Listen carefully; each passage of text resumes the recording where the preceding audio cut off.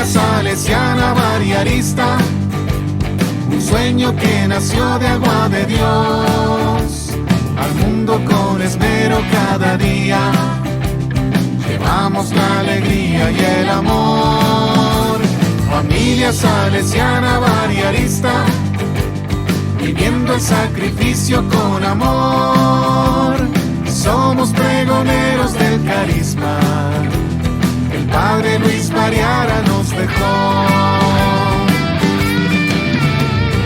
Tanta gente clama, hoy igual que ayer, paz, amor, justicia, solidaridad. Seamos esperanza, signo de unidad, vivos testimonios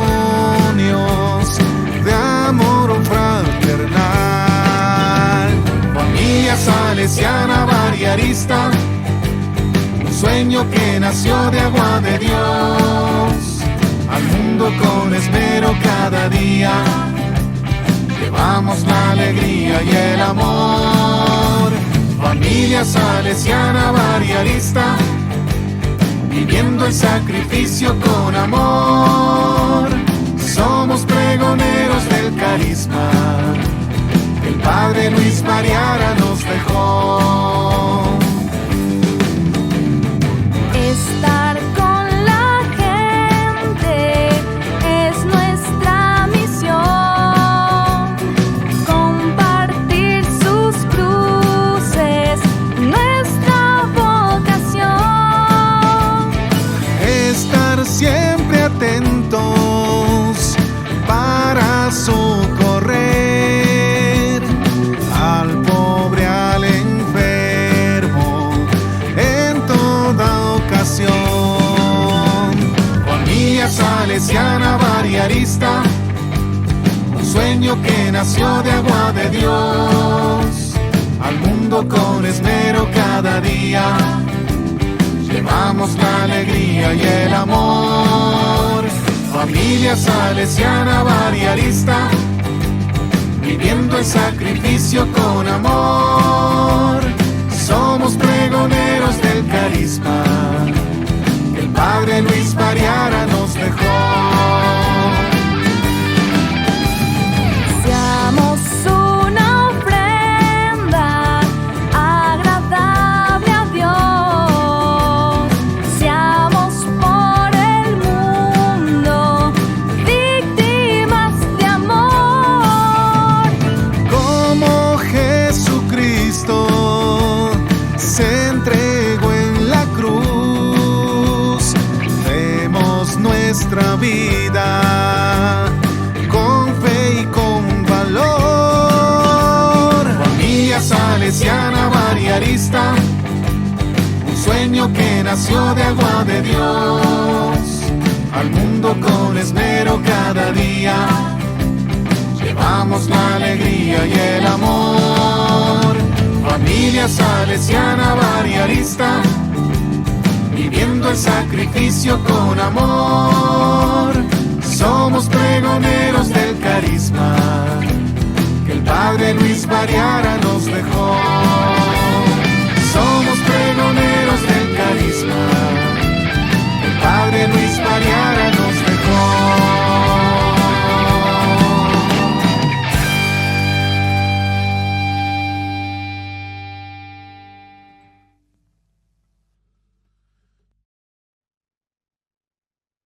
En el amor a Jesús seremos felices.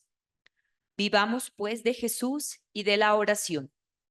Padre Luis Mariara. Con esta máxima del fundador, los invitamos a mantener la mejor disposición para recibir a la doctora Dina Elizabeth Rodríguez Díaz, quien nos orientará a la conferencia titulada La oración del Padre Nuestro en Lucas 11, 2, 4. A continuación, la hermana Mildred Milena Cortés nos presenta su currículum vitae.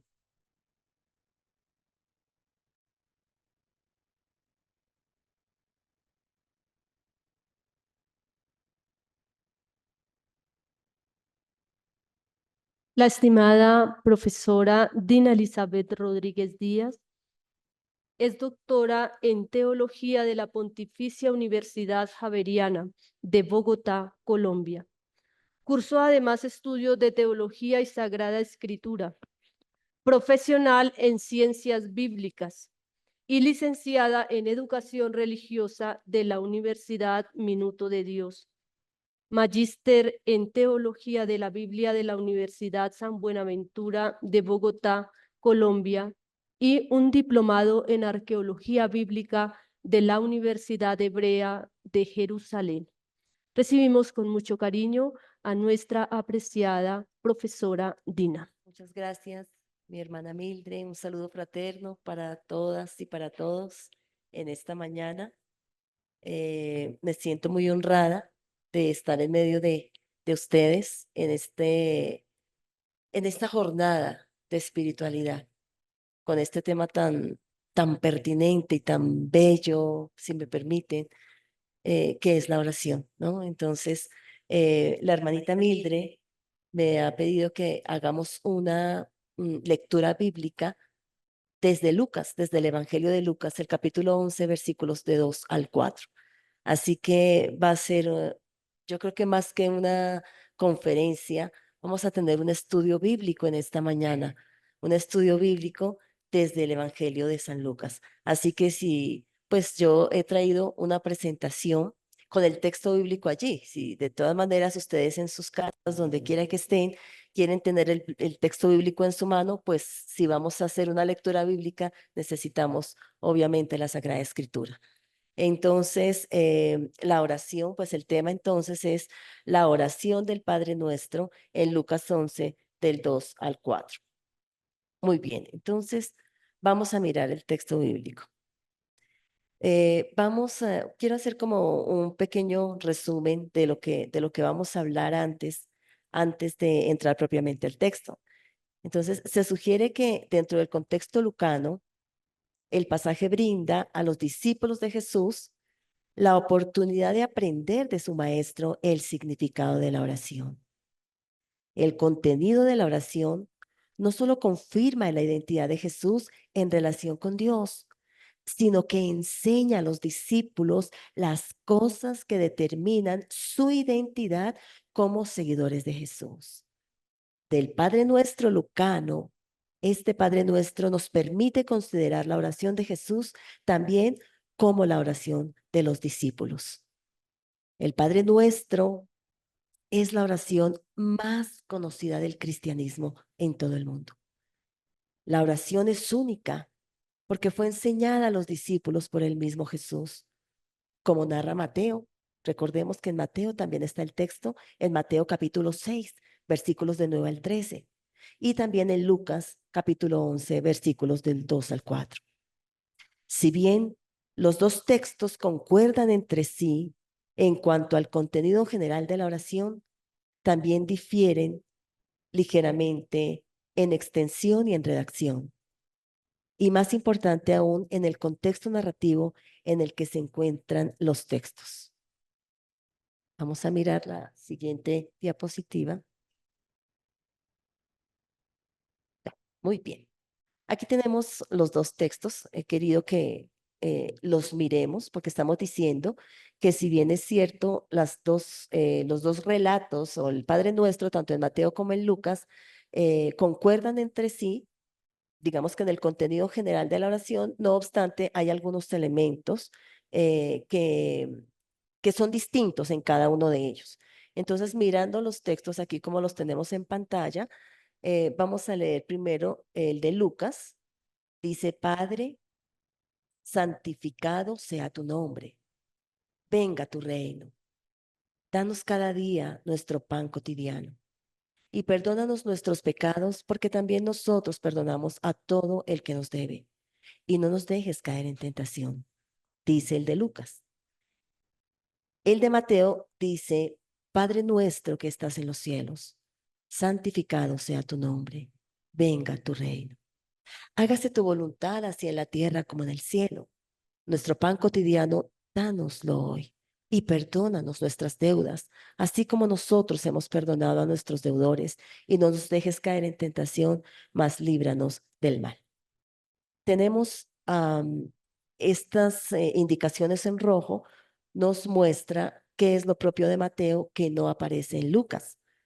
Fijémonos que nosotros normalmente oramos el Padre Nuestro de Mateo, porque decimos Padre Nuestro que estás en los cielos, y ese es el que siempre en las Eucaristías y en todos los espacios nosotros oramos. Y fijémonos que en Lucas no tiene nuestro que estás en los cielos, pero tampoco, bueno, concuerdan en las dos primeras peticiones. Aquí al lado izquierdo de sus pantallas ustedes están viendo cuántas peticiones hay en el Padre Nuestro. Entonces, la primera petición concuerda porque es santificado sea tu nombre, santificado sea tu nombre. La segunda petición también, venga tu reino. Pero en la tercera petición solamente se encuentra en Mateo, hágase tu voluntad, así en la tierra como en el cielo, y Lucas no lo tiene. La cuarta petición también es similar, danos nuestro pan cotidiano, y Mateo dice, nuestro pan cotidiano, danos hoy. La quinta petición también concuerda, y perdónanos nuestros pecados, porque también nosotros perdonamos a todo el que nos debe. Y Mateo dice, y perdónanos nuestras deudas, así como nosotros hemos perdonado a nuestros deudores. Y en la sexta petición también concuerdan, y no nos dejes caer en tentación, pero Mateo le agrega algo y es, más líbranos del mal. Es importante mencionar, antes de pasar a la siguiente diapositiva, es importante mencionar entonces que tenemos unas pequeñas diferencias, pero esas pequeñas diferencias se dan por el contexto narrativo en el que se encuentra cada uno de esta oración. Entonces, dentro del contexto lucano, vamos a hablar un poquito del contexto para entender por qué las diferencias. Entonces, dentro del contexto lucano, el pasaje ofrece a los discípulos de Jesús la oportunidad de aprender de su maestro el significado de la oración. Y algo que me parece muy bello que ustedes han estado resaltando durante toda la mañana y en lo que ustedes han resaltado es el ejemplo del padre fundador. Y de manera interesante, aquí en el texto, los discípulos han venido viendo el ejemplo de Jesús. Entonces, aquí en el texto de la obra lucana, en el Evangelio de Lucas, pues ellos han venido viendo y han venido siguiendo el ejemplo de Jesús. Los discípulos deben poner su confianza en Dios, a quien se debe llamar Padre. Lucas también emplea el Padre Nuestro para confirmar la relación padre-hijo entre Jesús y Dios. La relación íntima de Jesús con Dios aquí se convierte en el modelo para los discípulos. Para Lucas, el Padre Nuestro, la oración de Jesús es la oración de los discípulos. Es la oración que define su identidad, repito, como seguidores de Jesús. Vamos a ver ahorita, vamos a mencionar algunos elementos de Mateo, porque es diferente, ¿no? Entonces, en esta charla vamos a mirar que tanto el contexto como el contenido del Padre Nuestro de Lucas nos permite considerar la oración de Jesús también como la oración de los discípulos, que es lo que hemos venido diciendo. Bien. Entonces, en este texto que tenemos acá en la pantalla, ¿qué observamos? Bueno, en primer lugar, ya hemos dicho un poco, pero en primer lugar, el texto de Lucas es más corto, nos damos cuenta, es mucho más corto que el de Mateo. Tiene el discurso en una forma más breve. Dijimos, le falta la tercera petición y le falta la segunda parte de la sexta petición, que son estas frases que están aquí en color rojo, ¿sí? Podríamos decir que es posible que ambos evangelistas, tanto Lucas como Mateo, dependen de la misma fuente, digamos, o de la misma tradición. Como se dice en los estudios bíblicos, probablemente hemos escuchado la tradición Q, que se refiere a los dichos de Jesús, y Mateo y Lucas siguen a esta tradición. Entonces es muy probable que ambos evangelistas dependan de esa misma tradición. Puede ser oral, que la tradición haya sido oral, pero también puede ser que la tradición haya sido escrita. Pero cada uno de ellos, tanto Mateo como Lucas, lo adoptó y también le hizo ciertas adaptaciones, de manera que por eso vemos ciertas diferencias. Entonces, si Lucas hubiera usado a Mateo como fuente, nos preguntaríamos, que no, o sea, diríamos más bien, no hay razón ni teológica ni literaria para que omitiera esas palabras tan importantes de Jesús que están ahí en rojo y que están en Mateo. También es poco probable que Mateo haya usado a Lucas como fuente, ¿no? Es poco probable. Es posible suponer que los dos evangelistas conservan dos versiones del Padre Nuestro y que son utilizadas en dos comunidades distintas. Recordemos que la comunidad de Mateo, o para quien escribe Mateo, es una comunidad judeocristiana mayormente, mientras que la comunidad de Lucas es una comunidad cristiana gentil, una comunidad de personas, hombres y mujeres que han abrazado la fe y que vienen del paganismo, ¿no? Entonces, ambos evangelistas sitúan esta oración en diferentes contextos literarios. Entonces, me llama la atención y me parece muy bonito, seguramente que ustedes en su espiritualidad y que han meditado en algunos otros espacios y en algunos otros momentos, los Padres Nuestros, que hayan elegido justamente el de Lucas. Es muy significativo, porque el de Mateo tiene un contexto muy distinto, mientras que el de Lucas vamos a ver que concuerda justamente con lo que hemos estado orando en esta mañana. Entonces, decimos, en Mateo, el Padre Nuestro, miren dónde se sitúa. El Padre Nuestro de Mateo se sitúa en el contexto del Sermón del Monte. Recordemos que el Sermón del Monte va del capítulo 5 hasta el capítulo 7. Es parte de la enseñanza contra la hipocresía de los fariseos en la práctica de las costumbres judías, de la limosna, recordamos, de la oración, del ayuno, recordamos, ese es el contexto del Padre Nuestro de Mateo, donde allí aparecen, pues entonces, estos personajes, estos personajes de los fariseos con ciertas prácticas de oraciones y el Padre Nuestro a que responde en Mateo. Entonces, el contexto de Mateo, Jesús enseña a los discípulos una forma diferente de orar, o sea, debe ser la forma apropiada para orar. Por eso, el Padre Nuestro de Mateo responde a eso. Es decir, no deben orar como los fariseos y los gentiles que balbucean. Estoy utilizando la traducción de Jerusalén. No se debe orar como ellos, ¿no? Ahí en el capítulo 6, versículos 5 al 7. Por lo tanto, entonces, el Padre Nuestro de Mateo encaja bien en el contexto literario de la narrativa de Mateo. ¿Sí? A eso responde el Padre Nuestro. ¿Cuál es la forma apropiada de orar? No como los fariseos, no como ellos que repiten y hacen largas oraciones para que los vean en las plazas. Entonces, el Padre Nuestro de Mateo dice, no hemos de orar así. La verdadera forma de orar, si se quiere, o la mejor manera o la forma apropiada de orar es como está entonces en Mateo, que responde a ese contexto. Vamos a mirar ahora, solamente como porque notemos la diferencia del Padre Nuestro en Mateo y en Lucas, pero ahora vamos a concentrarnos en Lucas, que es el texto que nos convoca en esta mañana.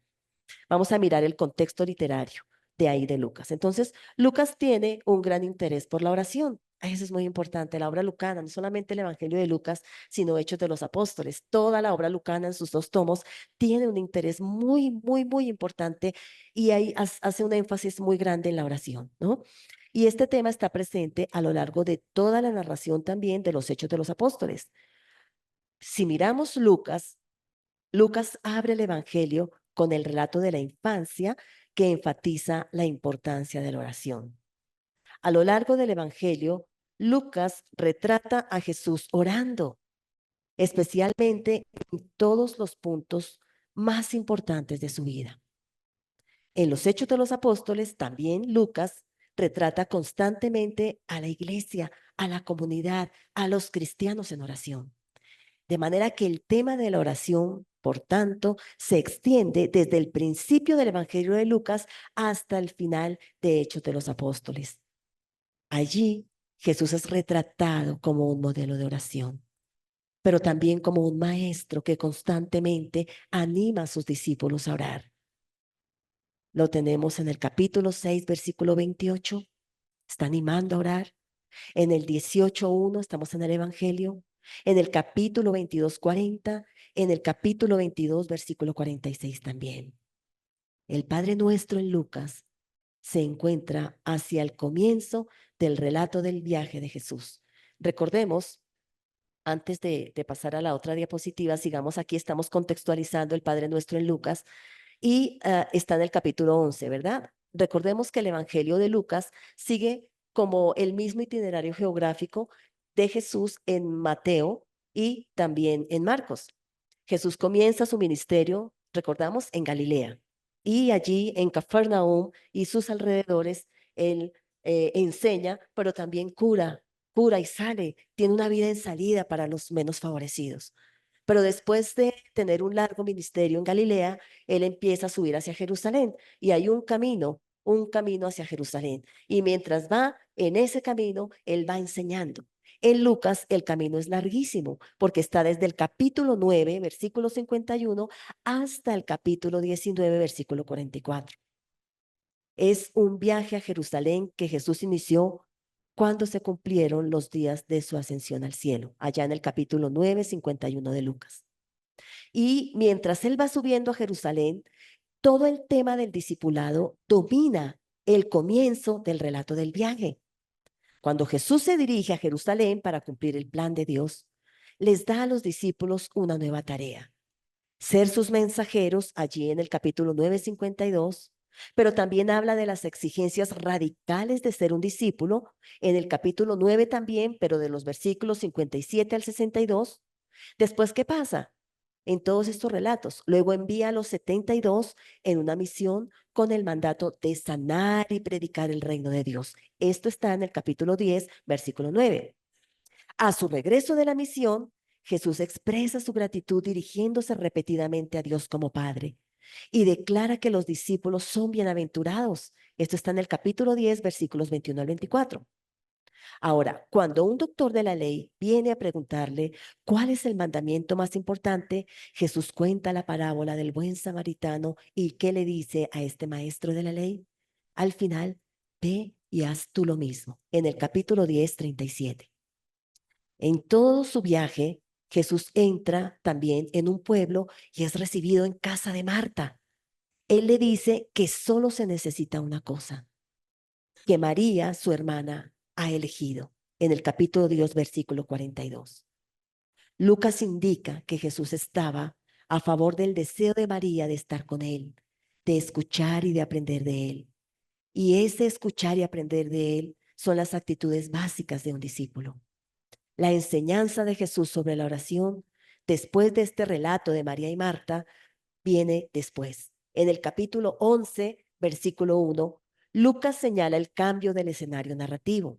¿Qué pasa allí en 11:1? Ahora Jesús está orando en un lugar determinado. Hasta ahora Lucas, si nosotros leemos los relatos anteriores, Lucas ha retratado a Jesús orando constantemente. En algunas ocasiones los discípulos estaban con Jesús cuando él oraba, por ejemplo, en el 9:18 y 9:28. Pero Lucas nunca relata explícitamente el contenido de la oración de Jesús. Pero ahora, mientras se dirige a Jerusalén, donde Jesús va a enfrentar su éxodo, ¿no? Es el momento adecuado para que los discípulos aprendan del ejemplo de oración de Jesús. Y vamos a encontrar aquí en el texto, vamos a pasar a la siguiente diapositiva para que miremos un poco el contexto del texto. ¿Dónde comienza? Miren, dice, y sucedió que, estando él orando en cierto lugar, cuando terminó, le dijo uno de sus discípulos. Aquí aparece la petición de uno de los discípulos para que Jesús les enseñe a orar. Y dice, Señor, enséñanos a orar, como enseñó Juan a sus discípulos. Es interesante el tema de Juan, porque Juan también enseñó a sus discípulos. Y vamos a mirar que esta indicación de Juan, que también enseñó a orar a sus discípulos, no solamente aparece acá, sino que también va a aparecer en el capítulo 5. Entonces, en respuesta a esa petición, Jesús va a pronunciar un discurso sobre la oración que comienza justamente con el Padre Nuestro. No, aquí pues digamos que lo llamamos Padre Nuestro porque es la oración con la que lo conocemos, pero fíjense que aquí en Lucas no dice Padre Nuestro, ¿no? Pero bueno, entonces los discípulos, Jesús comienza acá y los discípulos deben dirigirse a Dios como Padre. Padre, glorificar, ¿cómo hay que comenzar la oración? Y aquí empezamos, aunque vamos a ir mirando algo de la estructura. Bueno, yo quisiera antes que miráramos el texto aquí en su conjunto, cómo está en esta presentación, he resaltado algunas palabras. Bueno, ya he dividido el texto, lo he vuelto a escribir. ¿Por qué lo he vuelto a escribir? Porque cuando nosotros volvemos y estamos haciendo un estudio bíblico, cuando volvemos a escribir un texto, eso nos permite mirar el texto, mirar muchos elementos del texto, muchos elementos riquísimos en el texto. Entonces, ¿cuáles fueron los criterios que seguí para volver a escribir el texto? Básicamente, en cada línea de sentido dejé un verbo o algunas expresiones como por ejemplo padre, que en el idioma original en que fue escrito en griego es como una invocación, ¿no? Como una invocación. Entonces también está en una línea de sentido aparte. Por eso las letras que tenemos acá. En el versículo 1 entonces tenemos 1a y sucedió que, 1b, estando él orando en cierto lugar, 1c, cuando terminó, 1d, le dijo uno de sus discípulos, 1e, Señor, enséñanos a orar como enseñó Juan a sus discípulos. Lo dejé en una sola, aunque tenemos dos oraciones allí porque hay dos verbos, no obstante, lo dejé en una sola línea. Luego el versículo 2 lo podemos dividir en 4 partes. 2a, Él les dijo, cuando oréis, decid. 2b, Padre, solo porque es una invocación. 2c, santificado sea tu nombre. 2d, venga tu reino. El versículo 3 solamente tiene una línea de sentido y es 3a, danos cada día nuestro pan cotidiano. Y el versículo 4 sí tiene 2 partes. El 4a lo dejé todo porque se refiere al mismo tema y perdónanos nuestros pecados porque también nosotros perdonamos a todo el que nos debe. Y en 4b, y no nos dejes caer en tentación. Cuando yo lo reescribo me permite encontrar una división al interior del relato. Entonces, en la parte derecha de sus pantallas, ustedes ven una división. El versículo 1a hasta el 1c podemos denominarlo Lucas prepara el escenario. En los versículos 1d y 1e podemos hacer una subdivisión allí porque allí aparece un discípulo y le pide que les enseñe a orar.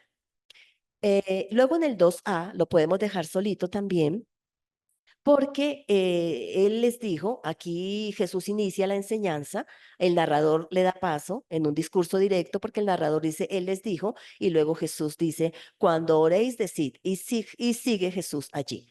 Luego, en la primera parte, 2b, d y d, tenemos 5, vamos a tener, bueno, del 2 al 4 vamos a tener, del 2b al 4 vamos a tener 5 peticiones. En el 2c y 2d tenemos 2 que están relacionadas con Dios, ¿no? Y en los versículos 3 hasta el 4b tenemos las otras 3 peticiones, pero que ya están relacionadas con la vida cotidiana. Entonces vemos que la primera parte de la oración, Padre, es cómo empezamos una oración y Jesús les está enseñando porque Él ha venido haciéndolo y los discípulos han venido viendo el ejemplo de Jesús. Y hay algo muy interesante que esto ha, no sé cómo decirlo, el ejemplo de Jesús y su relación continua con Dios y esa vivencia de intimidad con Dios, esa relación con Dios, ha despertado en los discípulos un deseo de aprender.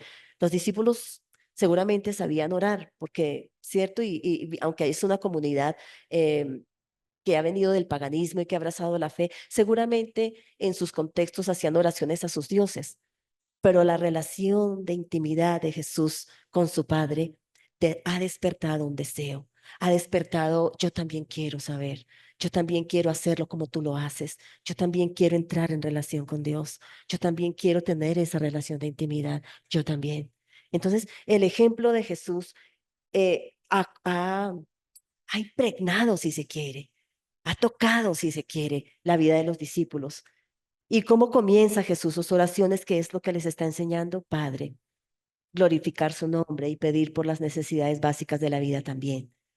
La oración es seguida inmediatamente por una parábola. Estamos todavía en el contexto, aunque estamos viendo partecito de la estructura, pero miremos un poquito lo que sigue después de la oración. No pasemos todavía a la diapositiva, pero esta oración es seguida inmediatamente por una parábola por las de 3 amigos a medianoche que están ahí en los versículos 5 al 8.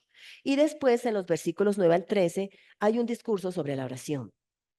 La parábola de los versículos 5 al 8 hace eco de la petición del pan en el Padre Nuestro y recuerda a los discípulos que sean persistentes en la oración.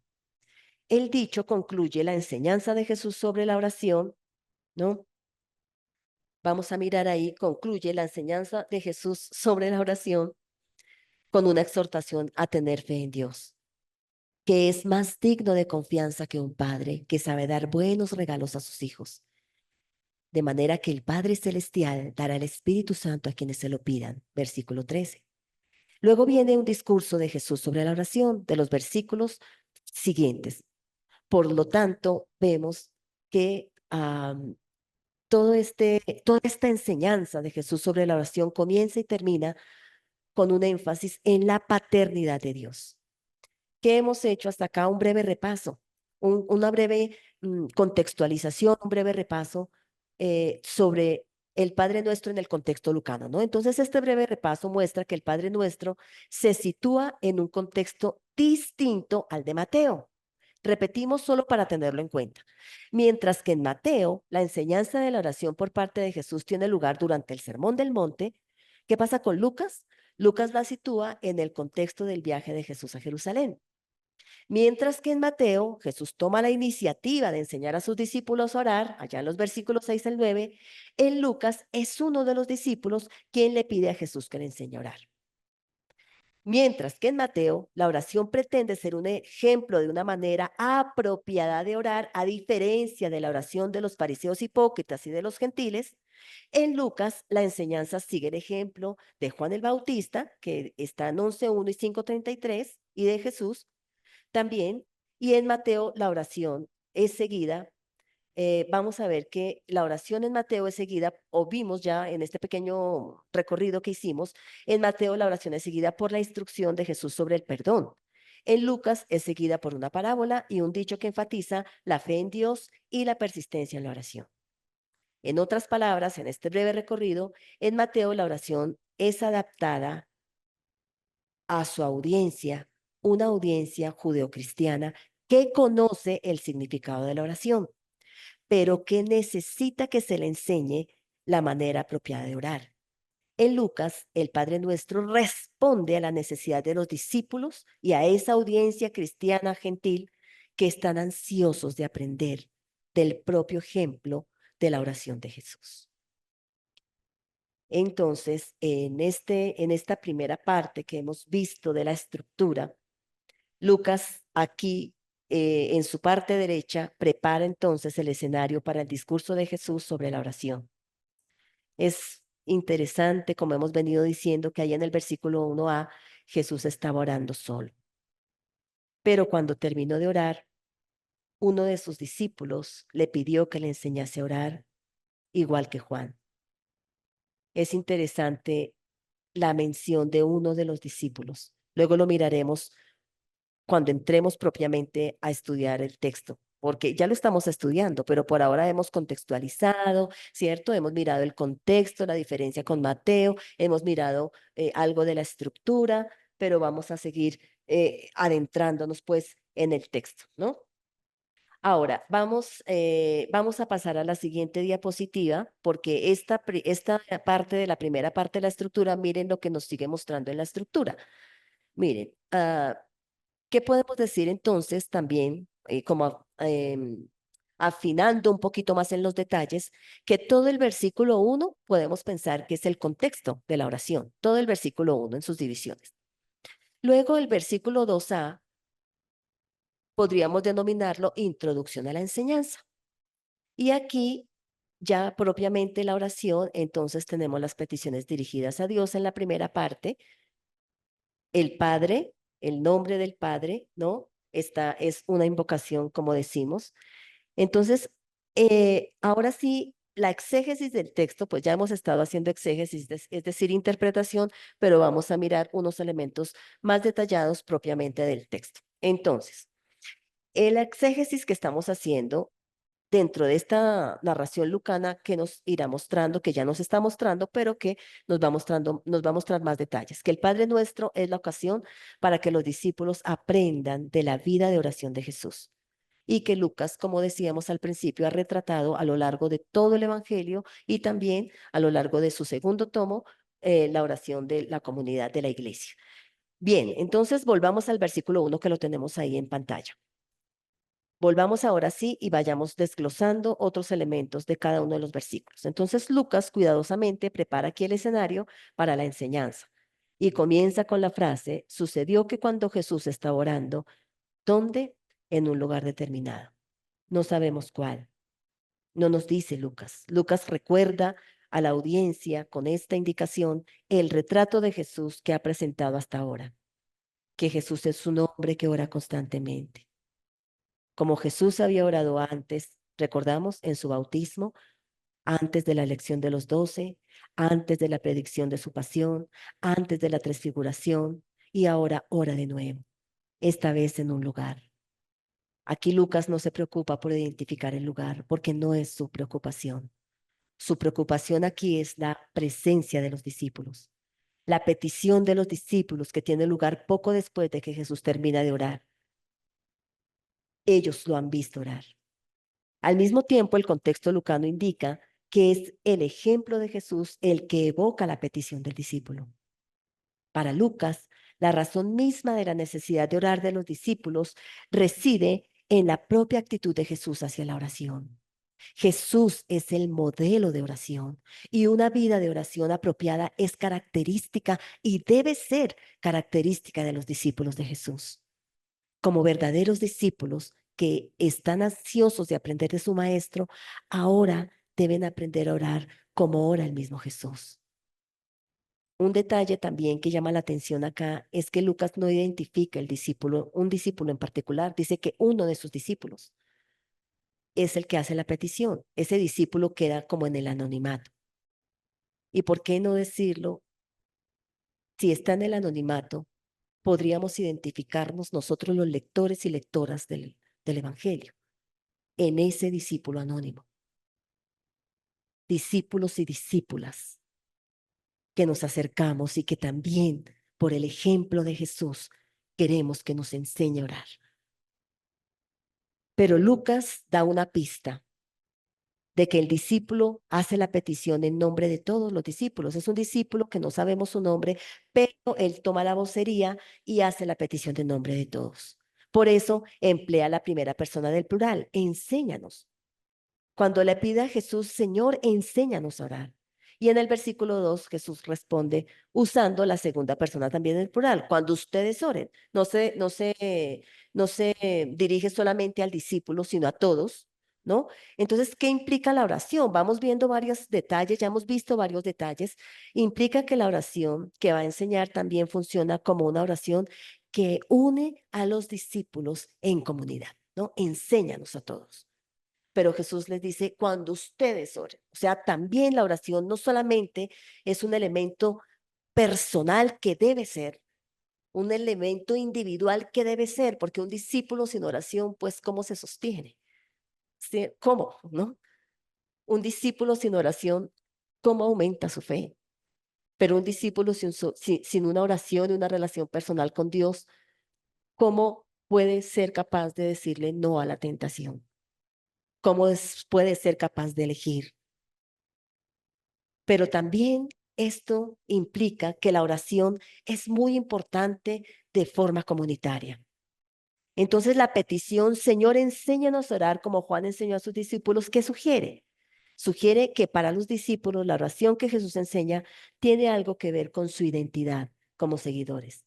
Esto es interesante y ya lo había dicho, pero es importante resaltarlo, y es que, ¿qué nos caracteriza como discípulos y discípulas del Señor? ¿Qué nos da la identidad de discípulos y discípulas del Señor? Definitivamente la oración. Eso es algo que es parte de nuestra vida, de nuestra identidad. Son seguidores de Jesús, diferentes de los de Juan Bautista.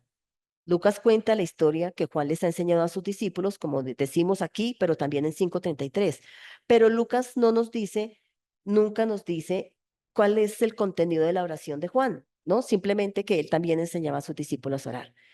Entonces, Lucas informa que mientras que los discípulos de Jesús no lo hacen, los discípulos de Juan y los de los fariseos ayunan y ofrecen oración. Luego, entonces, ahora pasemos a mirar otros detalles interesantes en el versículo 2a. En el versículo 2a, él les dijo, cuando oréis, decid. Cuando oréis, decid. Aquí tenemos en el griego una conjunción, cuando, más en el griego hay algo que se llama un modo que es el subjuntivo. ¿Qué significa eso? Podríamos traducir esta oración, digamos, o esta indicación más bien, siempre que oréis. Aquí dice cuando oréis, también podríamos entenderlo como siempre que oréis. En Mateo, la palabra introductoria de Jesús a la oración es así oraréis, porque ya dijimos cuál es el énfasis, ¿no? La manera de orar, que no es como los hipócritas y como los gentiles. En Lucas, la oración que Jesús está a punto de enseñar a los discípulos es una oración modelo. O sea, esta sí es una oración modelo. Es una oración siguiendo su ejemplo, una oración de todos los seguidores de Jesús, ¿no? Luego, en el siguiente, en el 2b, dice pater en griego, pater, padre. Jesús enseña a los discípulos a dirigirse a Dios como Padre a través de una invocación. Recordemos que en el Antiguo Testamento a veces se llama o se dirige a Dios como el Padre de su pueblo del pacto. ¿Cuál es el pueblo del pacto? Israel. Dios es el Padre que eligió, liberó y salvó a su pueblo. Sin embargo, en el Antiguo Testamento no hay un solo caso en el que un solo ser humano se dirige directamente a Dios como Padre. Pero aquí en el Nuevo Testamento sí. Jesús se dirige constantemente a Dios como Padre en su oración y particularmente en las oraciones que se encuentran en Lucas. Y es lo que quiere también enseñar a sus discípulos. Ellos pueden también tener esa relación personal con el Señor y poderlo llamar Padre. Comparado con la forma mateana, el sencillo discurso de Lucas tiene el matiz de intimidad que está implícito en esa palabra aramea Abba, Padre querido. ¿No? Entonces, Jesús, ¿qué quiere con esta invocación? Quiere que los discípulos participen también de su propia relación con Dios. Sin embargo, Lucas no está interesado en presentar a los discípulos llamando a Dios Padre, Padre, digamos, a lo largo de Lucas. Y en Hechos de los Apóstoles no hay nadie más que Jesús que se dirija a Dios como Padre. Fíjense que no encontramos ni en el Evangelio, ni en Hechos de los Apóstoles, ni en Lucas, ni en Hechos, nosotros no encontramos otra persona que llame Padre a Dios, sino a Jesús. Pero Jesús quiere aquí que sus discípulos también lo hagan. Luego viene la primera petición, santificado sea tu nombre. Entonces, este santificado sea tu nombre es un imperativo. Mire, todas estas, si quieren, pasemos a la siguiente diapositiva, porque ahí yo puse algunos colores y esos colores nos van resaltando los verbos, ¿no? Ahora, todo lo que está en rojo que tenemos acá son imperativos. Nosotros sabemos qué implica un imperativo. Bueno, el imperativo tiene varias connotaciones sintácticamente hablando. O sea, la sintaxis del imperativo tiene varios usos. Uno, que es el que todos y todas conocemos, que es una orden, un mandato. Pero acá no podemos pensar que ese sea el matiz de los imperativos, porque los imperativos son enséñanos, el otro santificado, el otro venga, danos, perdónanos y no nos dejes. Estos imperativos no tienen esa connotación de mandato, sino tienen una connotación de súplica. Es un imperativo de súplica, ¿no? Esa es la característica de los imperativos acá que están en rojo. Entonces, vemos acá que los discípulos deben pedir que Dios santifique su nombre. Es como, sí, como les decía, es una, ¿cómo se diría? Sí, como no es invocación, sino como, les dije, es un imperativo de súplica, sí, santifica tu nombre, ¿no? Santifica. ¿Y qué significa eso? Pues ellos deben pedir que Dios santifique su nombre, es decir, toda su identidad como Dios. Dios se encargará de que su nombre sea santificado a través de lo que Él hace y a través de justamente de lo que Él hace, de sus acciones liberadoras, pues qué va a producir? Que se proclame su alabanza, ¿no? Entonces, un ser humano puede participar en la bendición del nombre de Dios, claro, porque Él levanta su voz en adoración y alabanza y santifica el nombre del Señor.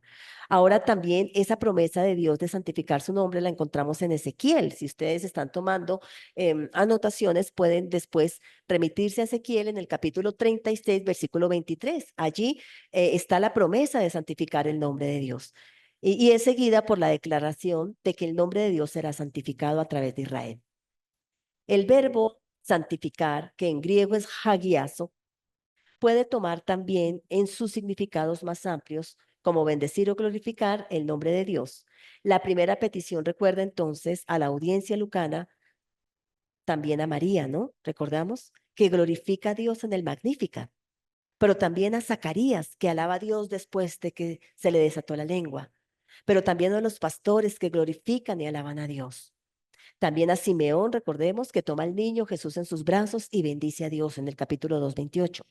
Pero también a las personas que glorifican a Dios al ver las obras poderosas de Jesús en varias partes, en el 5:25 y versículo 26, en el capítulo 7:16, en el capítulo 13:13, en el capítulo 17:15, en el capítulo 18:43. Y también en el capítulo 23, donde aparece un centurión que glorifica a Dios después de presenciar la muerte de Jesús. Entonces, una primera connotación de santificar el nombre es levantar la voz en alabanza por lo que Él ha hecho, por las grandes maravillas que Él ha hecho, por sus acciones liberadoras, por sus acciones, me parece que el carisma, por lo que fui entendiendo, de la comunidad es una vida en salida, vicarial, ¿no? Es una vida a favor del menos favorecido. Y eso es lo que Jesús hace, ¿no? Entonces, cuando Él entra para liberar, para salvar, para dignificar, para restaurar, pues no es posible quedarnos en silencio. Hay que levantar la voz y decir, santificado sea tu nombre por la salvación recibida. Pero también es importante resaltar que cuando la comunidad reivindica la santidad del nombre de Dios, que está pidiendo también que la manifestación de Dios resplandezca en la actividad de Jesús y luego en la actuación de los discípulos.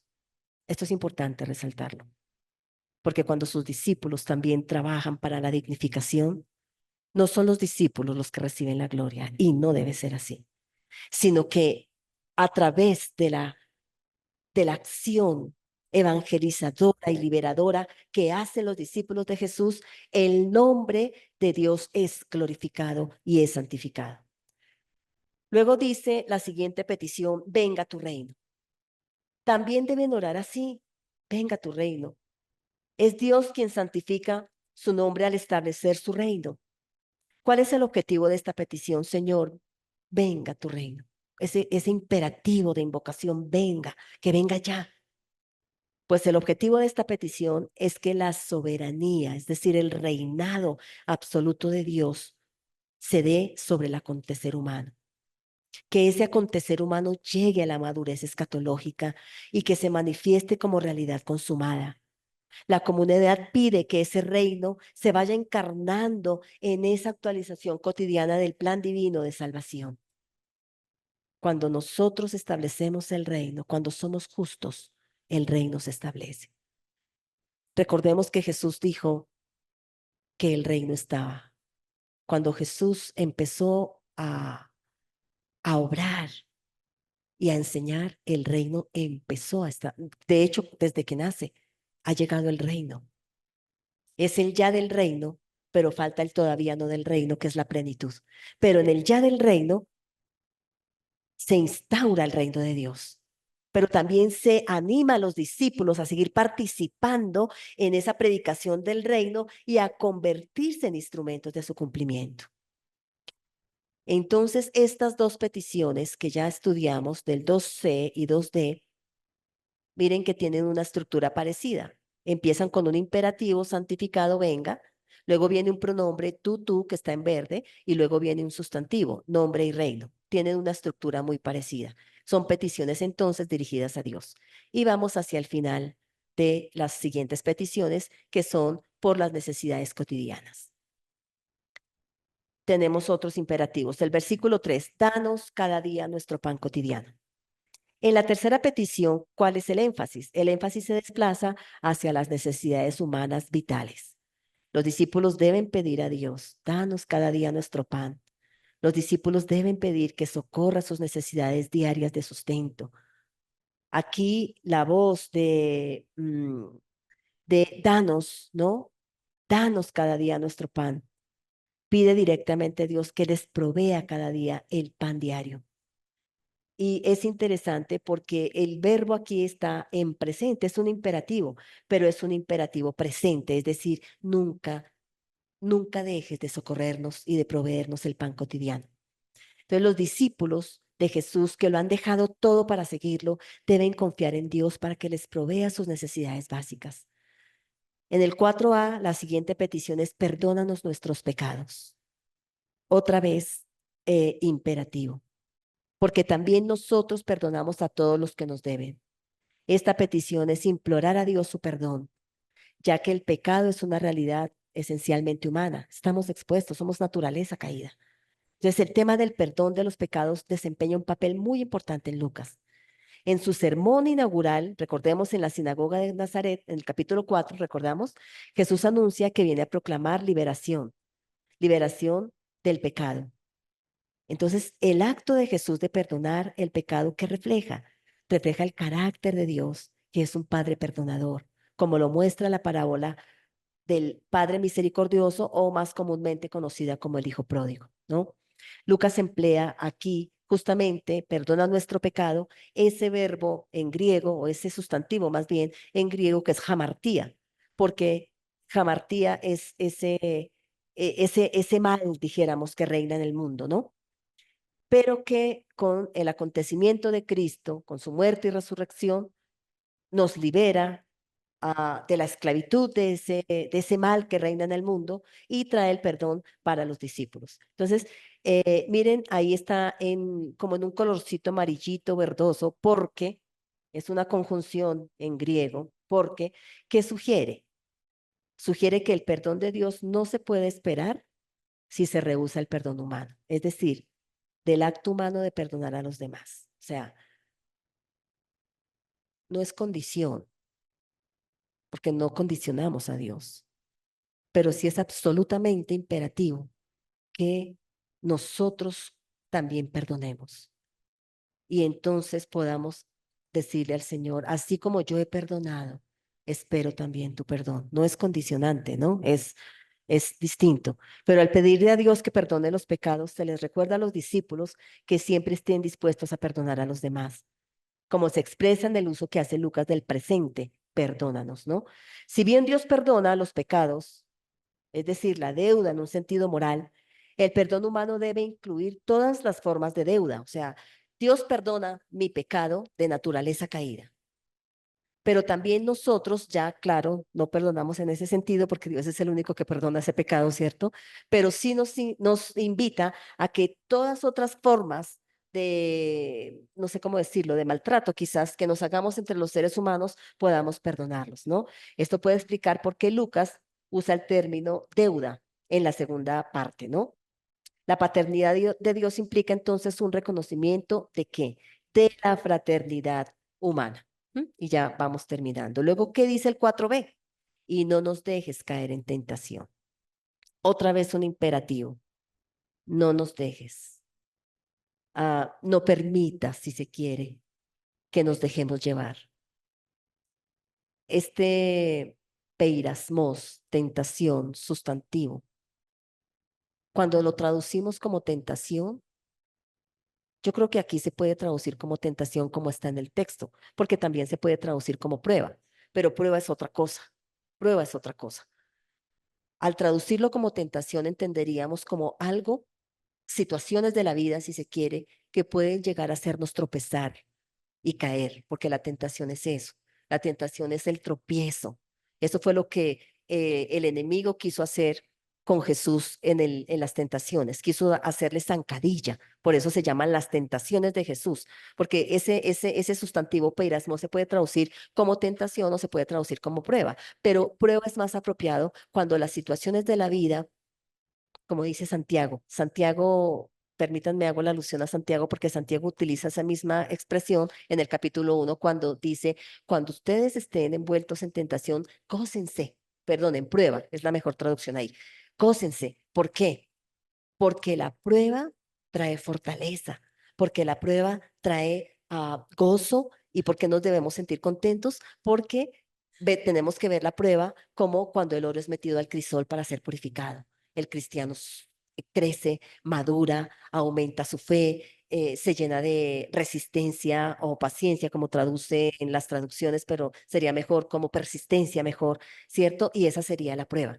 Pero en los contextos donde se traduce como tentación, como acá, no nos dejes llevar por la tentación. O sea, que las situaciones de la vida, independientemente de cuáles sean, no nos hagan tropezar y alejarnos de ti, ¿sí? Entonces, en su evangelio, Lucas describe a Jesús, ya dije, siendo tentado por Satanás. Satanás fracasa y lo deja, ¿no? Y ese momento llega cuando Satanás entra en Judas también, en el 22:3, quien busca la oportunidad de entregar a Jesús. Jesús instruye repetidamente a sus discípulos a orar para que no se dejen llevar por la tentación. Deben orar para no sucumbir, sino como Jesús, entregarse a la voluntad de Dios. Deben orar con más fervor y persistencia al Padre que les dará el bien, es decir, el Espíritu Santo lo dice en 11:13. Es el Espíritu Santo quien les enseñará lo que deben decir cuando sean llevados ante los gobernantes y las autoridades. Vamos a concluir entonces con unas pequeñas anotaciones de este estudio que hemos realizado. En el relato de Lucas, el pasaje relativo al Padre Nuestro se convierte en la ocasión para que los discípulos aprendan de Jesús a orar. La oración no solo confirma la identidad de Jesús en relación con Dios, sino que enseña a los discípulos las cosas que determinan su identidad como seguidores de Jesús. La comunidad de los discípulos de Jesús es una comunidad que ora el Padre Nuestro. Es una comunidad que llama a Dios Padre. Es una comunidad que pide a Dios que se glorifique en sus acciones liberadoras, pero también es una comunidad que glorifica a Dios por esas obras poderosas manifestadas en Jesús. Pero también es una comunidad que espera la venida del reino, que se establezca ya aquí y ahora con nuestras acciones. Y que ellos mismos, los discípulos, participan como instrumento de esa realización del reino. Es una comunidad que confía totalmente en Dios, que es perdonada, que perdona, que no sucumbe a la tentación, sino que se entrega a la voluntad de Dios. El Padre Nuestro en Lucas muestra cómo deben vivir los discípulos como seguidores de Jesús. Jesús y sus discípulos están en un viaje hacia Jerusalén en el que Lucas va a describir el conflicto que va aumentando gradualmente entre Jesús y las autoridades. Y ese conflicto va a llegar a su clímax en Jerusalén. Entonces, dentro del relato lucano, este es el momento adecuado para que Jesús recuerde a los discípulos lo más crucial que se convierte en la fuente de poder para la propia vida y misión de Jesús, y es decir, su dependencia total de Dios, tal como se manifiesta en su oración. Los discípulos que deben estar con Jesús en su tiempo de prueba, ya en el capítulo 22-28, y que serán llevados ante las autoridades, ¿qué deben hacer? Deben seguir el modelo que les muestra su maestro y su Señor. Muchas gracias. Muchas gracias, doctora.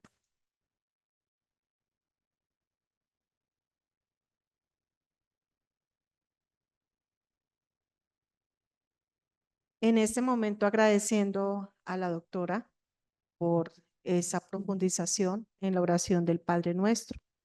En este momento estamos invitados a realizar las preguntas, manifestar sus inquietudes o hacer eco de la maravillosa ponencia que hemos escuchado. Quien deseen intervenir, levantan la mano y en el orden indicado vamos procediendo para tal fin. Doctora, tenemos unas preguntas desde Turín.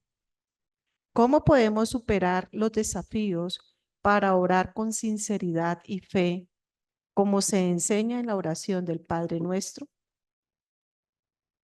Bueno, muchas gracias por la pregunta. ¿Cómo podemos superar los desafíos para orar?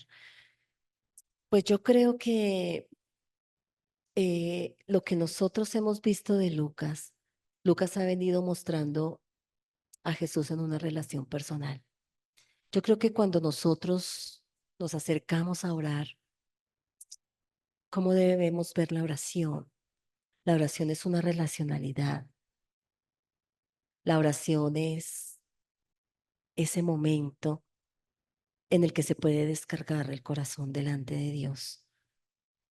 La oración tiene que ser ese momento de, como Jesús le dice a sus discípulos aquí, de poderle llamar a Dios Padre, de poder entrar en intimidad con Él. Así como, si me permiten, yo no sé si la comparación sea adecuada, pero todos nosotros, hombres y mujeres, tenemos un amigo, una amiga especial y a veces o algún consejero espiritual. Cuando nosotros vamos porque estamos afligidos por alguna situación o tenemos que tomar decisiones en algún momento de la vida, a veces necesitamos que alguien nos escuche y vamos y derramamos el corazón. Si me permiten esa comparación, si nosotros vemos la oración como ese momento en el que yo puedo entrar en intimidad con Dios y derramar mi alma, ese momento se empieza a convertir en un momento especial, en un momento en el que quizás pueda derramar mis lágrimas, en un momento en el que quizás pueda decirle todo lo que hay en el corazón y decirle, Señor, estoy confundido, confundida. Señor, necesito una guianza tuya. Cuando vemos la oración así, yo creo que ese es el reto. Yo creo que el reto es dejar de ver la oración como algo, no sé cómo decirlo, como algo de pronto hecho, elaborado, ¿cierto? Que hay oraciones muy lindas y nosotros hemos orado esta mañana con oraciones lindas que oramos juntamente todos, ¿cierto? Y es bonito. Sin embargo, también para que la oración se convierta en ese momento, como dice la pregunta, de fe, de sinceridad, es importante ver la oración como ese momento de relación, de intimidad con Dios. Si eso no hay, la oración se vuelve, si me permiten, rito, pero se necesita la experiencia, la relación para que la oración se convierta en ese, no sé cómo decirlo, esto es tan bonito. Cuando se ora así, se derrama el alma delante del Señor y eso es una cosa, no les puedo explicar con palabras, pero es una cosa muy bella. No, y yo creo que el reto está ahí, ver la oración como una relación con el Padre y poderle expresar todo lo que hay en el alma y en el corazón. Mil gracias, doctora. Tenemos también, dice, perdonar humanamente es difícil. ¿Cómo hacer para perdonar a quienes con sevicia nos han hecho tanto daño? Muchas gracias. Sí, es una pregunta difícil. ¿Y por qué es difícil? Porque sí, es humanamente, es difícil perdonar cuando alguien ha herido tan profundamente el corazón. Pero saben que la oración es, no sé si decirlo así, es como el recurso que Dios nos ha dejado porque cuando nosotros oramos en beneficio de la persona que nos ha hecho daño, ¿ustedes se acuerdan cuando Jesús estaba en la cruz? Cuando Jesús estaba en la cruz, ¿qué dijo? Perdónalos porque no saben lo ¿Cierto? que hacen. Perdónalos, porque no saben, estaba orando en favor de quienes le estaban haciendo daño. Cuando nosotros como ejemplo de Jesús oramos, aunque nos cuesta, porque nos cuesta. Y seguramente en un primer momento somos hipócritas y con Dios y le decimos, ay, casi que no me sale la oración y le digo, Señor, bendice a esta persona que me hizo daño, o seguramente no lo vamos. Es muy difícil hacerlo. Pero miren, cuando tomamos el primer paso como Jesús, porque eso es ejemplo de Jesús, y decimos, Señor, mira a esta persona que me ha hecho daño. No sé qué situaciones ha pasado por su vida, no sé qué carencias pueda tener, no sé qué vivencias pudo haber tenido desde niño. No sé qué vivencias marcaron su vida y ahora tiene una vida que quiere destruir a los demás. Te pido que sanes a esa vida. Yo sé que es duro, porque yo sé que es difícil, pero cuando nosotros damos el primer pasito y después seguimos orando en favor de esa persona, como Jesús lo hizo, poco a poco el corazón va sanando, pero también estamos orando en favor de esa persona para que esa persona sea liberada y para que más bien la salvación o la acción salvífica de Dios también acontezca en esa vida, para que esa vida pueda ser cambiada, liberada, dignificada y transformada. Es un primer paso. Les digo que no es fácil, no es fácil, pero se puede hacer. Y si me permiten, sé que pues estamos en una jornada de espiritualidad, pero se los digo por experiencia personal. cuando se ora en favor. El primer paso es difícil, pero cuando se sigue y se sigue, el corazón, no les sé explicar, pero el corazón empieza a sanar de una manera impresionante y además se está orando en favor de la otra persona que también pueda ser liberada. Muchas gracias, muy enriquecedoras esas palabras. La inclinación humana es a buscar su propia gloria. ¿Qué podemos hacer para que la gloria no se centre en nosotros, sino que sea para Dios? Gracias. Mira, esa pregunta me hace pensar en Jesús, en el tiempo de las tentaciones. Recordamos el relato de las tentaciones. Eh, Creo que el ejemplo todo es Jesús, ¿no? Jesús cuando en su bautismo, ¿qué pasó en su bautismo? Me voy a referir a la Biblia porque de ahí encontramos los elementos. En su bautismo baja el Espíritu de Dios y hay una voz del cielo que dice, este es mi hijo. Es decir, este es el ungido de Yahvé que tanto estaba esperando Israel. Es el Mesías davídico que tanto estábamos esperando. Por lo tanto, es legitimado en el bautismo, es ungido porque se esperaba que el Mesías fuera ungido con el Espíritu de Dios para empezar a reinar. Después, justamente de ese relato del bautismo, viene el relato de las tentaciones. Y en el relato de las tentaciones, ¿qué es lo que hacía a grosso modo lo que quieren decir, lo que quiere decir ese relato? Jesús acaba de ser ungido por el Espíritu de Dios. Él es el Rey Mesías ungido de Yahvé, el Hijo de Dios, como se le decía a los reyes en el Antiguo Testamento. Recordemos que cuando un monarca iba a subir, lo llevaban al templo, le daban las insignias, es decir, la corona, el báculo, le daban la capa, y cuando se iba a sentar en el trono salía un oráculo. Esto lo tenemos en el Salmo 2 específicamente y en el Salmo 110, que son salmos reales, y había un oráculo que se le decía, Dios le decía pues a través del profeta o a través del sacerdote, le decía, tú eres mi hijo amado. O sea, hoy yo te engendro, sube y siéntate a mi derecha hasta que ponga a tus enemigos por debajo de tus pies. Era una fiesta de entronización.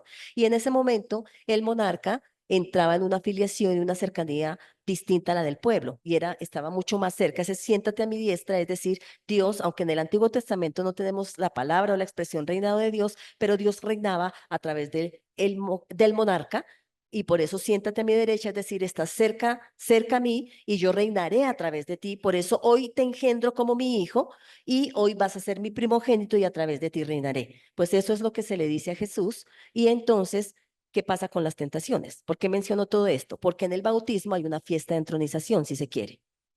Luego vienen las tentaciones y las tentaciones le dicen a Jesús, es fácil cómo vas a emprender tu reinado. Fácil. Fácil. ¿Cómo debes hacerlo? Y ya sabemos, con la gloria para ti, ¿cierto? Haz grandes obras, muestra que eres el Hijo de Dios, muestra que eres el Rey, que él es el ungido, y fácilmente la gente caerá rendida a tus pies. O sea, lo que dice la pregunta, a partir del egoísmo propio, como todos los reyes reinaron en Israel. Entonces las tentaciones le dicen a Jesús, ¿tú vas a reinar igual? Fácil, mira, fácil, te subes fácil al trono. ¿Y qué dice Jesús? No voy a reinar como me lo está sugiriendo. Voy a reinar solamente de toda palabra que sale de la boca de Dios. De manera que mi reinado no va a ser igual como los demás. Mi reinado va a ser una vida en salida. Y eso es lo que Jesús hizo. De manera que yo sé que es difícil para uno como ser humano porque siempre se está buscando la gloria personal. Siempre. Siempre lo hacemos y a veces hasta de manera inconsciente y a veces queremos estar por encima de los demás, miramos a los demás por encima del hombro, queremos quizás si se quiere pasar por encima del otro para ser reconocidos, carambas, pero yo creo que es ahí. Jesús venció la tentación, él estaba como hombre.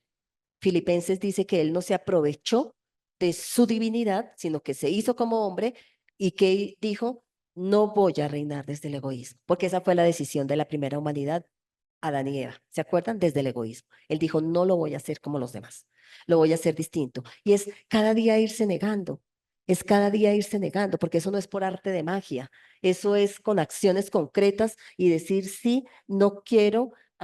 Quiero desde la humildad, quiero desde el servicio mejor, desde la entrega, desde la vida en salida. Y poco a poco eso va haciendo que nuestro yo se vaya desentronando y que la vida vaya siendo entronada por Dios, que es el verdadero protagonista de nuestra historia. Creo que esa puede ser una clave para ir sacando el yo, ir sacando el yo. ¿Y eso cómo se hace? En oración y actuando, claro.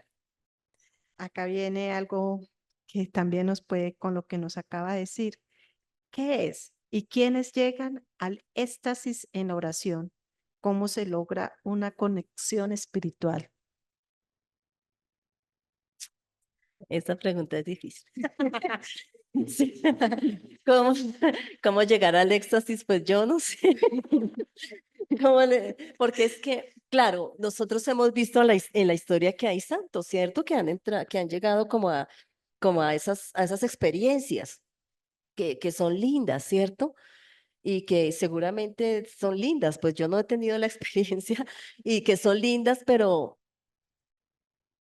¿qué digo yo? Yo creo que sin desmeritar obviamente esas experiencias, porque hay santos y santas que son reconocidos por sus experiencias extáticas, ¿cierto? Y yo creo que hay personas que se dedican a las oraciones contemplativas y que llegan y viven esas experiencias bonitas de éxtasis, sin embargo, y que son lindas, claro. Sin embargo, yo creo que, si me permiten, yo no sé si soy revolucionaria en lo que voy a decir, pero yo pienso que el mejor éxtasis, pienso yo, es que cuando nosotros tenemos esa relación personal con el Señor y vamos desentronando nuestro yo y cada día sentimos que dependemos más de Dios y que necesitamos de la oración para poder vivir una vida en salida y para poder vencer la tentación y para poder crecer y poder tener una humanidad. Yo creo que el verdadero éxtasis es cuando empezamos a mostrar a Jesús en nuestra vida, cuando empezamos a tener una vida en salida de amor, de servicio. Yo creo que ese es un éxtasis, porque hemos llegado a entender el verdadero cristianismo, la verdadera vida cristiana. Creo que ese es un éxtasis, si me permiten, sin desmeritar el otro, ¿no? Pero ese es el verdadero, como dice San Pablo en Gálatas, el verdadero fruto del Espíritu. Esa es la verdadera vida en el Espíritu, como dice también en Romanos capítulo 8, cuando realmente nuestra vida se llena de Dios y lo mostramos con la vida, lo mostramos con la vida y ese es un trabajo de toda nuestra vida y de nuestra existencia a través de la oración. Creo que para mí sería el éxtasis más, más éxtasis, si me permite. Lo, lo hablo desde ahí. Bueno, Bueno, doctora, hay un reconocimiento. Felicidades, doctora. Debemos aprender a perdonar a los demás.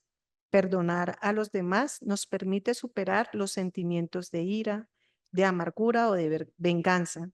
El perdón puede sanar heridas espirituales y traer la paz y el amor que solo Dios puede dar. Dios la bendiga. amén, así es. Tenemos otra pregunta. ¿Cómo podemos aplicar el concepto de hágase tu voluntad en nuestra vida diaria? ¿Qué es la voluntad de Dios? Yo creo que, ¿cuál es la voluntad de Dios? Cuando decimos claro que aquí en el de Lucas no está, estás en el de Mateo, ¿cierto? El Padre nuestro de Mateo, hágase tu voluntad. Dice, Padre nuestro que estás en los cielos, santificado sea tu nombre, hágase tu voluntad en el cielo como en la tierra. Eh, en el contexto de Mateo, creo que tiene un tinte un poco político también, en el contexto de Mateo, porque se está hablando de que, ¿cuál es la voluntad de Dios?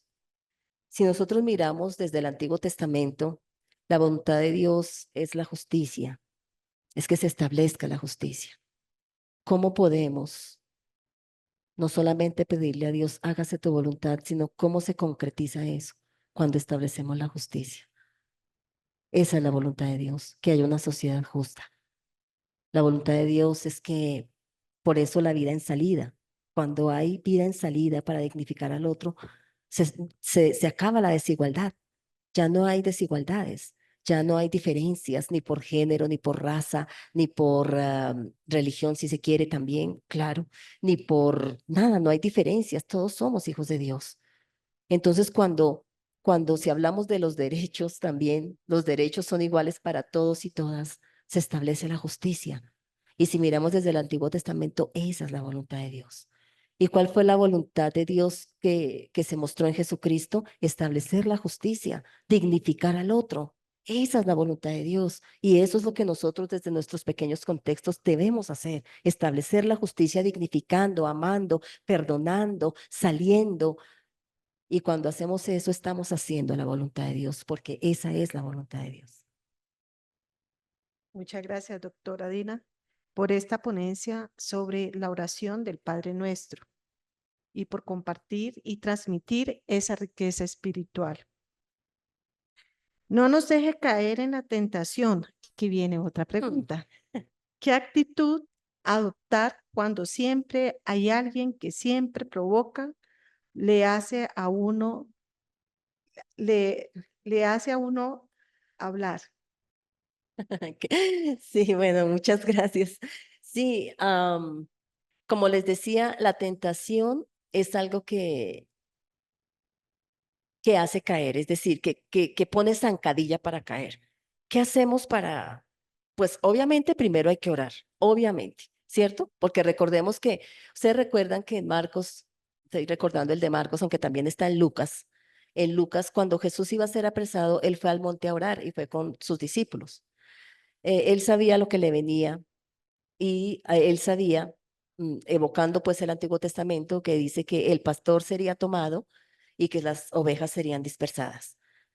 Y Jesús les dice, oren para no entrar en tentación, porque el escándalo de la prisión de Jesús, del ser tomado y luego de todo lo que sucedió, los acontecimientos de la pasión y la crucifixión, eso iba a escandalizar a los discípulos, es decir, iban y que efectivamente pasó al final del Evangelio de Lucas, ¿no? Dice que algunos discípulos dijeron, no, este no era, o sea, retrocedieron, mejor se volvieron a su ciudad. ¿Se acuerdan los dos discípulos de Maús? Dijeron, no, él no era, las esperanzas que teníamos, pues se fueron al piso, pensábamos que él era, y mejor abandonaron la comunidad y se fueron, hasta que Jesús camina con ellos y les recuerda. Am, ¿Qué hacer para poder evitar la tentación? ¿Qué hizo Jesús? Jesús estuvo expuesto por un momento. Estuvo expuesto porque él estaba como hombre y estuvo expuesto a decir, mejor no tomo esta cruz. Mejor construyo el reino de otra forma y no tengo que pasar por la cruz y la vergüenza, lo que significaba la cruz. ¿Para qué pasar por eso? No tengo necesidad de eso. Y fue una tentación muy grande no llegar hasta la cruz, no llevar una vida en salida. Pero Lucas lo muestra todo el tiempo orando. Y antes de enfrentar ese momento de tentación, porque era un momento de tentación y de dejarlo todo y abandonarlo todo, abandonar todo el proyecto de Dios, de vida en salida, de vida no egoísta, sino de servicio, pues él muestra que dependía totalmente de Dios, porque es en la oración donde se recibe la fuerza, no hay otro lugar, no hay otro lugar. El lugar es a los pies del maestro y decirle, Señor, ayúdame, pero también, si me permiten lo coloquial que ya lo dije ahorita, no es por arte de magia. Una cosa es la oración y que esa es indispensable, pero la otra es hacer acciones. Si hay cosas que yo sé, hablando de otros escenarios, que sé que son tentación para mí, yo tengo que alejarme de esos lugares y no tengo que ir porque sé que soy débil. Sé que eso es la debilidad. Por un lado tengo que orar, pero por otro lado tengo que alejarme de todo aquello que sé que es mi debilidad. Y obviamente en la medida en que cada vez me voy fortaleciendo y voy orando, voy madurando y cada vez se va a hacer menos tentación aquello que es tentación. Entonces yo creo que una vida de oración es el secreto, pero también junto con la vida de oración, la acción. Gracias. Hay otra intervención. Estrategias, si esa es la palabra apropiada para poder cultivar en los jóvenes lo que usted, doctora, nos está compartiendo sobre el perdón, ya que estamos viviendo situaciones con nuestros estudiantes, adolescentes, donde se genera rencor y esto lleva a hacerle el mal a los demás. Este es mi gran reto para que a través de mi servicio yo pueda ser gestora en los jóvenes y limpiar su corazón. Sí, es un reto bastante grande porque, pues, antes también había, solo que hoy no sé si es más evidente o es más reiterativo la cuestión del bullying, cómo se hacen daño unos con otros, ¿no? Y se lastiman demasiado. ¿Cómo hacer procesos de reconciliación? Eh, pues yo creo que una estrategia podría ser eh, yo creo que tomar relatos bíblicos escogidos. Pues es que, digamos que mi experiencia es desde la Sagrada Escritura, porque esa ha sido mi formación, por eso me remito a la Sagrada Escritura. Para que hayan lecturas liberadoras de la Biblia, yo pensaría que con los jóvenes se pueden escoger hasta estudios de caso, inclusive, empezar con estudios de caso de personas que se han hecho daño, jóvenes que se han lastimado, reflexiones alrededor de eso, pero también iluminarlos con la Biblia a través de relatos donde han habido ese tipo de situaciones y cómo se ha llegado a ver en el otro también el rostro de Dios, ¿no? Para no hacer daño primero, pero también para probablemente descubrir en el que hace daño que esa persona tiene vacíos, porque el que hace daño es porque tiene vacíos, ¿no? El que hace daño es porque tiene carencias y es una manera de, ¿cómo diríamos? Es una manera, es como un mecanismo de defensa. El que hace daño son mecanismos de defensa porque también ha sido vulnerado en algún momento y entonces tiene vacíos y tiene carencias. De manera que yo creo que a través del diálogo o de estudio de casos, ¿no? De mirar a alguien que hace daño, pero también iluminados por la Sagrada Escritura en textos escogidos donde se den este tipo de situaciones y cómo esa persona que hoy se llama el victimario, que es el que hace daño, cómo puede ser restaurada. Porque yo creo que habría que ir al victimario. Yo sé que la víctima sufre, pero cuando en la víctima logra probablemente pensar que el victimario ha pasado por situaciones duras y difíciles y por eso sus reacciones y vamos a trabajar en favor de rescatar al victimario, poniéndolo en términos actuales, yo creo que ese podría ser un buen camino, que el victimario se sienta amado, que el victimario se sienta perdonado, porque eso ayudaría a restablecer las relaciones interpersonales. Muchas gracias. Tenemos también este siguiente aporte. La oración del Padre Nuestro, hermosa oración. Gracias, doctora, por esta brillante explicación que nos acerca de una forma sencilla al amor de Dios. Igual, asimismo, tenemos felicitarla por todo su testimonio y todos sus conocimientos. Desde su experiencia, lo motiva a uno a continuar con nuestra batalla para quienes están vacíos de Dios. Muchísimas gracias, doctora, por estas hermosas palabras sobre la oración. Amén. Muchas gracias a ustedes por la oportunidad de compartir.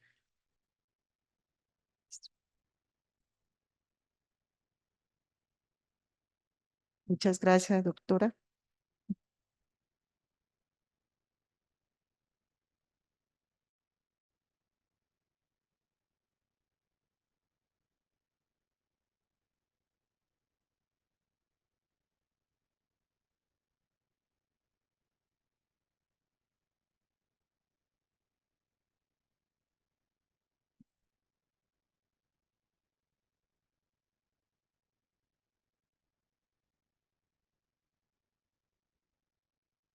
Bueno, después de haber también interactuado, escuchado cada una de las preguntas y de las respuestas de la querida Profedina, le expresamos a ella que para nosotros, particularmente para nuestro instituto, siempre será un gusto escucharla, gozar de su sabiduría, de su amor por los textos bíblicos, su cualificación y su pasión por su profesión y por lo que hace.